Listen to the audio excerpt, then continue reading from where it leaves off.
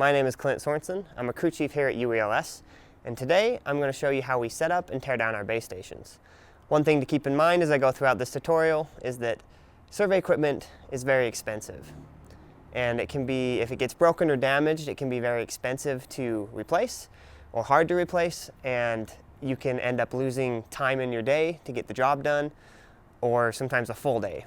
So as you're setting up the base and handling the equipment, just make sure that you're careful and that you put it back where it's supposed to be, and everything will be great. So on most jobs that we do here at UELS, we are required to set up a base station.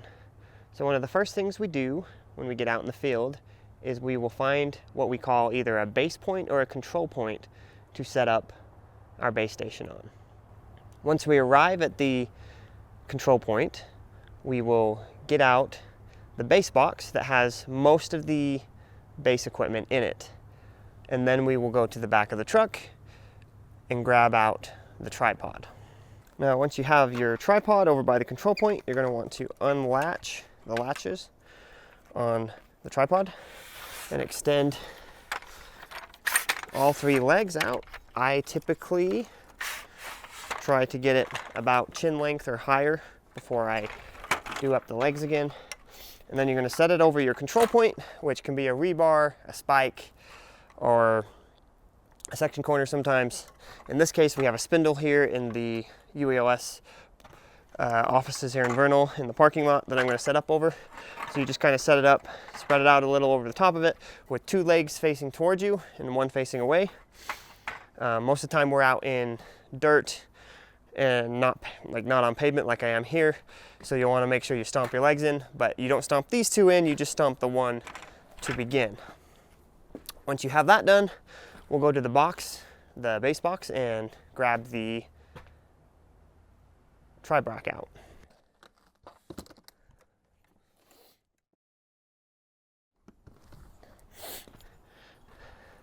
You'll put your tri-brack on the tripod, screw it in a little bit on the bottom. You'll look in it to see if you're over the control point. If you can't find the control point, which in this case is the spindle, you'll want to pick up your legs and move it till you can find it. Sometimes you can't find it, so you put your foot there to see your foot and be right in front of it. And you want to set the little target right on top of it. And that's when you'll stomp your other two legs in. From there, you'll look at the bubble and you'll want to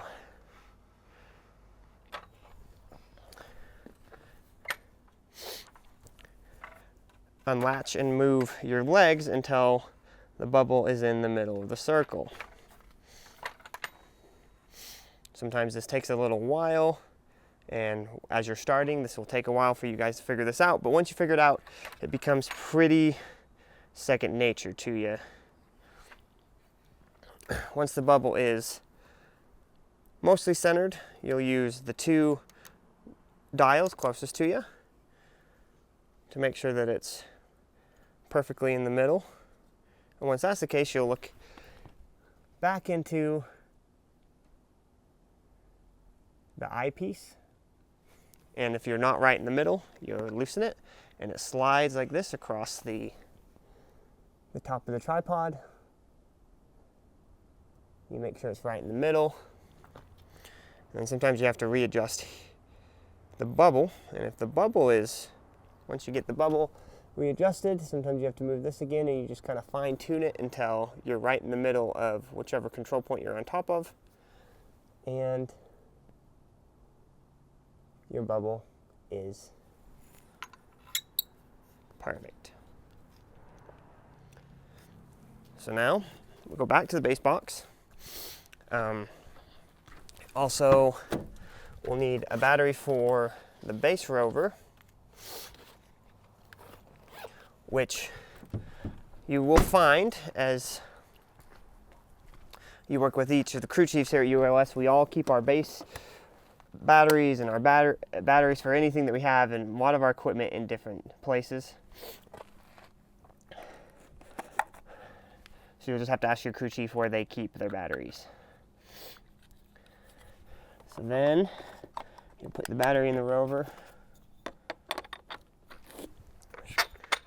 screw on this thing onto the rover, screw it onto there. Another thing that a lot of us crew chiefs keep in different places are a rod for the radio. So you'll just have to make sure you know where that's at for each crew chief. So we typically will have a T-post or a lath next to the control point to put the radio rod in. In this case I don't have one, so I'm just going to put it in this cone. But we typically will tie these onto a T-post with these elastic bands. So this is the part I was talking about earlier. Your cords, the cords need to be rounded up, put up in a certain way. They need to not be twisted or bent or kinked, because that can break the connections. So just make sure that you are careful with them, and when you're taking them out and putting them back in, that they're rolled up correctly. For the radio, we have this cord here that the antenna goes on top of. So you'll take the radio antenna, which will be in the base box. You make sure these threads are lined up correctly, and you screw it on. And then you'll screw this onto your rod.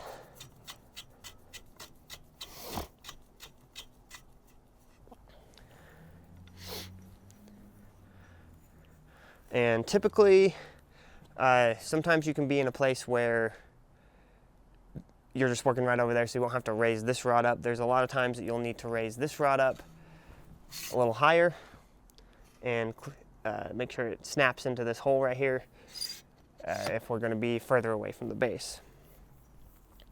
So then we'll take the radio. In my case, I have a blue one. A lot of the guys have gray ones.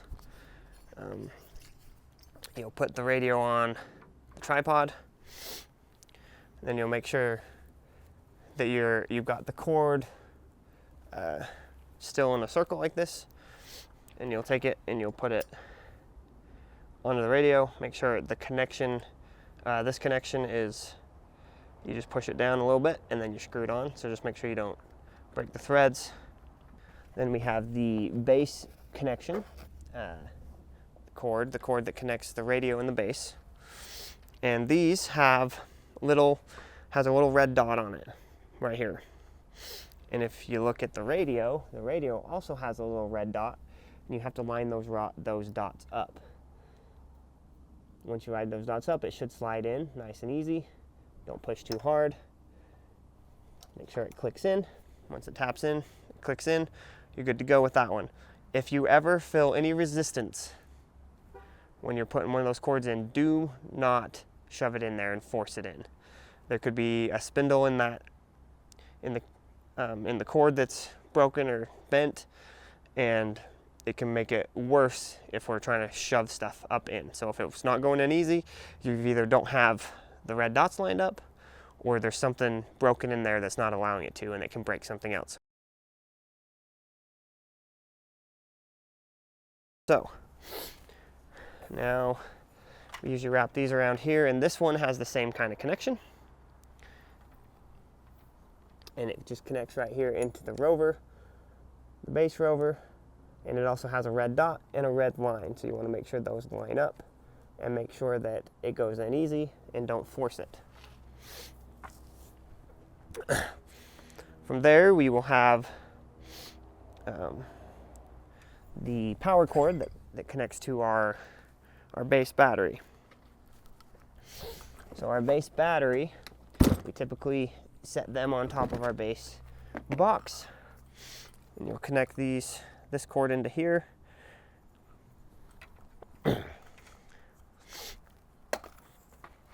And then you will connect this to the base battery. Remember to never connect these wrong. The red goes to the positive, the black to the negative.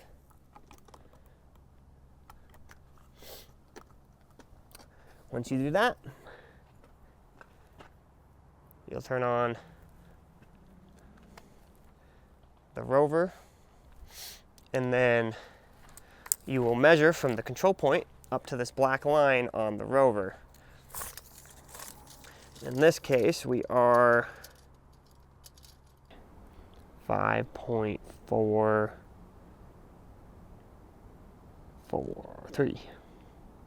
5.43. And once you have that number, you will give it to your crew chief, so they are able to write that down and put it in the data collector. So now we've completed our job, and it's time to tear down the base. One of the first things that we do is we will unhook the base battery.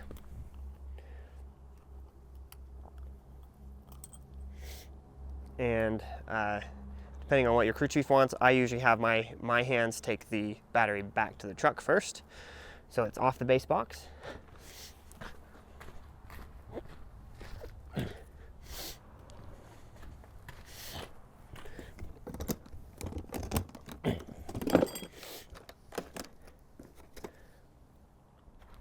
And a lot of times we'll have multiple people helping take this down, but if you're taking it down by yourself, this is how the process that I usually take is I'll take the power cord to the base battery first, and I'll unhook it, and then you want to wind it back up into a circle, and you always want to make sure a lot of our cords are already worn into a certain way of being coiled back up, so make sure you coil it back up that way, and then you'll put this one back in the box. And then I will unhook the cord that goes from the radio to the base, and you want to be really careful taking these out.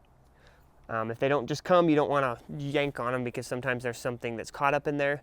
So it's just like when you're putting them in, if there's any resistance, don't force it, okay? It pulls out nice and easy. This one I typically hold on to the radio when I pull it out, so there's not, and you sometimes have to wiggle it just a little bit to pull it out. Then you'll also coil these back up. Make sure it coils back in the way that it was formed, and make sure there's no kinks or anything in it. And you'll put it back in the box. You'll unhook the radio cord up here, unscrew it, pop it out. And how I like to do it, some of you guys will find better ways to do it, but I like to take it off the rod first, uncoil it if it's been coiled around the rod, and then I will take the radio off, or the radio antenna off, put it on here, put it back in the box. Then I'll stick the radio back in the box, and then do up these cords again. A lot of these cords can get pretty messy. Sometimes you have to unroll them all the way and roll them back up. Stick that one back in. And then you can take the battery out of the rover. And each crew chief is going to want you to put their dead batteries in different spots, so just make sure you're communicating with them so they know where the dead batteries are at. You'll unscrew this off the tri-brack, put it back in the box where it goes.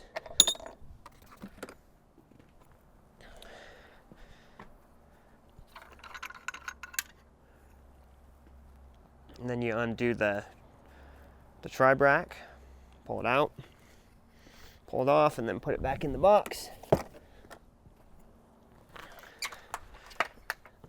You can undo the legs, slide them down in, take it and put it back in the truck where your crew chief puts their tripods.